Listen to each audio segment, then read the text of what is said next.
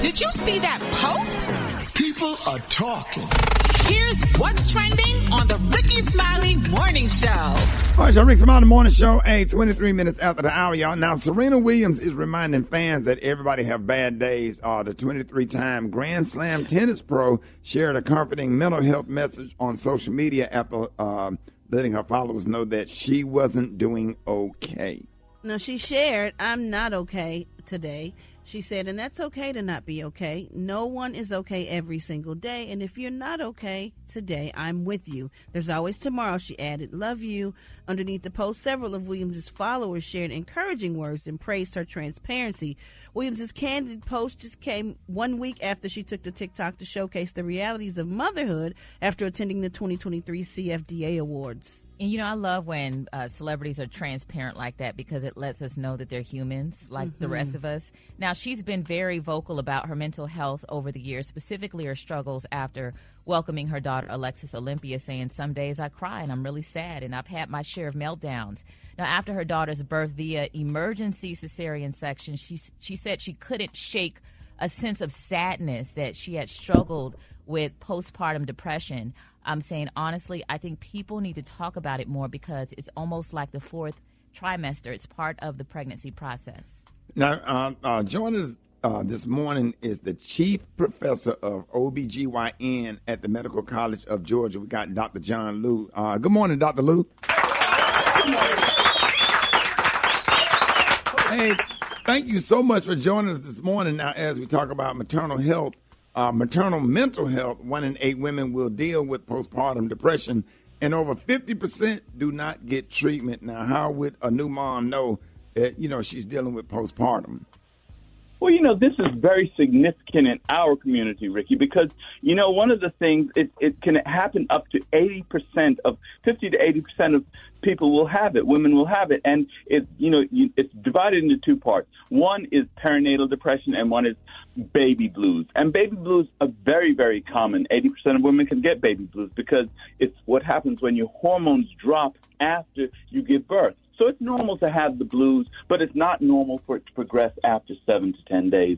So if you notice that for some reason you don't, or your partner does not feel well, or the woman does not feel like I'm worthy or I'm doing something, because pregnancy is supposed to be a happy time, then you kind of have an idea that something's going on, like postpartum depression, for instance. You can have it, actually, it can start before pregnancy.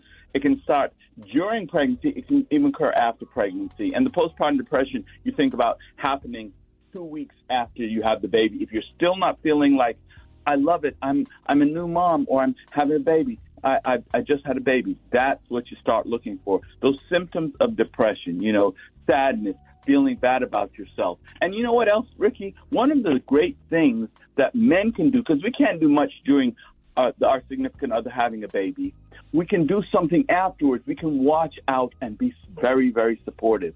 That's what we can do as fathers. We can support the mom that says, "Are you okay? Let me help you. Let me help take care of that baby," because that's part of it.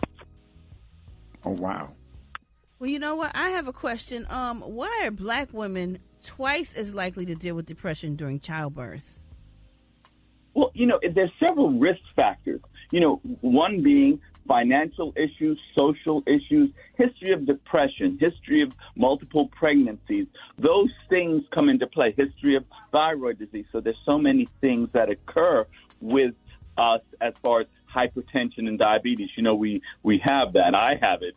And so it's one of the things we deal with. Well, you have been dealing with those things and you add a baby on top of that and you're trying to take care of everything. It makes you at risk. We're still an at-risk community until we step up and get where we need to be. But I think that recognizing that and giving women more support, as a community, saying, hey, is she got everything she needs for this baby? Not only for the baby, but for her. Does she get a little break every now and then, a chance to breathe? Those type of things. You're worried about your other kids. Well, is someone else helping with the kids? Someone else making sure everything's okay at home financially? You don't want to have to worry about bills. So that's what I think part of it is. Yeah. And, as a mother myself, Dr. Lou, I know how much of a transition it is when you actually become a mother. I felt like I went through it over and over again with all 4 of my kids, and it's very difficult. And then when you see a new mom, you think, well, she's just going through the adjustments. But are there specific signs that family and friends should watch out for as it relates to postpartum depression? Yes, there are. And what I want to also acknowledge is that those people who are used to, you're told you're a mother, so you're supposed to be able to handle this. And you have other things. A lot of moms have their jobs to deal with and the baby. So it's like you're expected to be able to take on this additional role. Right. In addition to everything else you're going to do. Well, us as guys, we don't have that. We just got to be dad, right? And we've got to be a guy. So that's very important to recognize. So if you feel like you've had the baby and you're not feeling good, you feel like you can't take care of the baby, or you're like, just want to get the baby away from me. I really don't want to be around my baby because it's so stressful. She's crying all the time. Those are signs that you watch out for. If you feel worthless, like I'm just not a good mother. I'm no good because I just can't do this. It's too much. That's another sign to watch out for. I just can't eat. I don't feel hungry. I don't want to do anything. That's another sign. Or excessive. I just want to eat to feel happy. That's another sign. So there's certain things you're looking for. You just can't find any pleasure in life anymore. That's a sign. Well, you know what? Wow. I recently had a baby. My baby is 5 months old now, and I'm blessed to have a partner and a wife that is very. She has 3 children, grown kids already, so she's very nurturing, and she tried to do everything possible to make sure I didn't feel the alone and the things that like a single mother would have to do. So I'm very grateful for that. But I did, and I still do cry every single day, but I don't feel like it's depression. I'm just very grateful because I was a high risk mom. I had my child at 48. I got pregnant at 48, and I was high risk, high blood, everything like that, and the doctors told me later that they were very nervous.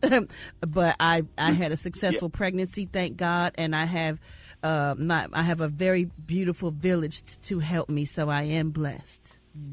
And that's what we need, village to take care of our women. One of the things in Serena's case, she is a super athlete, right? So to be have a type A personality, you have to accomplish. Well, there's no book to tell you your baby. It's your journey, and so you are going to not realize, and every child is different. So it's important to recognize that, and it's important to have that support. She's used to being successful at what she does. Well, having a baby is a hard situation, and part of her postpartum depression may have been because it's so difficult. It's something new, and each child is new, and there's an expectation. She probably expected to do a lot, to more than she could possibly do, and that's part of what happens. So it's like a roller coaster effect. You feel like, oh, I'm not doing enough. I'm not accomplishing this. No, it's each one is a new adventure. Like having 4 kids, I'm sure you can tell. Each time it becomes a little bit harder, but it's a blessing, and you don't realize the blessing until they get much older. Right. Yeah, so is there a hotline or a website people can visit to get help? Because, for those who don't have a village, or maybe they're looking for resources, or they just need someone to talk to. Yes, there are plenty. Now, I'm going to say this. I think your relationship with your OBGYN is very important, okay? I think communicating that is very important. They have this thing called an Eisenberg postpartum depression scale. I'm going to say that again. I'm going to say it slowly. Eisenberg postpartum depression scale. You can look at it online. It has 10 questions. You can finish it in about 4 to 5 minutes. Take that test. See if you're at risk of postpartum depression. You can bring that to your doc. It'll give you an idea of if you have postpartum depression. So that's important to do. There's a lot of support groups that are at institutions, hospitals, anywhere to say that. So I don't want to point out one. I want you to communicate with your doctor. I want your family and friends to get that information for you. anytime you have a person who you know is pregnant, make sure you avail yourself. Hey, if you need anything, I'm here. Just saying those words will be helpful, and mean it.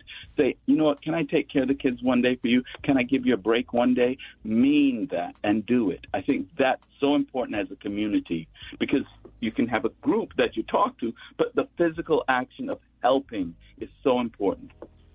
All right, Dr. Lou, thank you so much for joining us this morning. Let everybody know how they can reach you and how they can follow you on social media. Right. Well, I'm Dr. John Lue, L-U-E. But the most important thing I love to do is I think as a physicians, we are a community of doctors that we should help our patient and our community. And, this is my community, of course. So I want to make sure that all our doctors are available. But you can reach me at the Medical College of Georgia, JLUE at augusta.edu, or you can reach me at 706-721-2542. Hey, man, appreciate you, man. Thank you so much for coming on. That's a lot of good information. Make sure y'all reach out to Dr. Lou. Hey, coming up, man, are you thinking about where to hide your Christmas gifts? You might want to think twice. We got the details coming up next. Rickey Smiley Morning Show. The Rickey Smiley Morning Show, baby.